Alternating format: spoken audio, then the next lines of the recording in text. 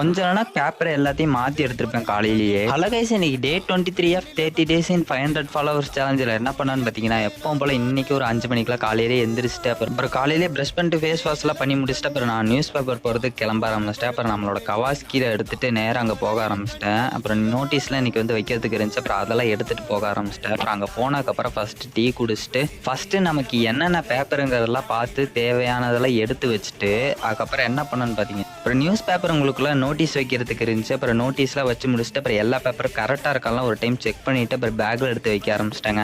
அப்புறம் ஸ்கூலுங்களுக்கு போடுற நியூஸ் பேப்பர்லாம் வந்துருந்துச்சு. அப்புறம் அதெல்லாம் கரெக்டாக இருக்கலாம் ஒரு டைம் செக் பண்ணிட்டு அப்புறம் அதையும் எடுத்து வச்சுட்டாங்க. அப்புறம் எல்லா பேப்பரையும் எடுத்து வச்சுட்டு அப்புறம் எல்லாமே கரெக்டாக தான் எடுத்து வச்சிருக்கோமான்னு ஒரு டைம் செக் பண்ணிட்டு அப்புறம் நான் நியூஸ் பேப்பர் போடுறதுக்கு ஒரு 6 மணிக்கெல்லாம் அப்புறம் அங்கேருந்து கிளம்ப ஆரம்பிச்சிட்டேன். அப்புறம் நானும் நியூஸ் பேப்பர் போடுறதுக்கு வந்துட்டேன். அப்புறம் நியூஸ் பேப்பர் போட்டுக்கிட்டு இருக்கும்போது எதர்ச்சியாக ஒருத்தர் கவனிச்சேன். மரங்கொத்தி பறவையை தான் பார்த்தேன் காலையிலேயே.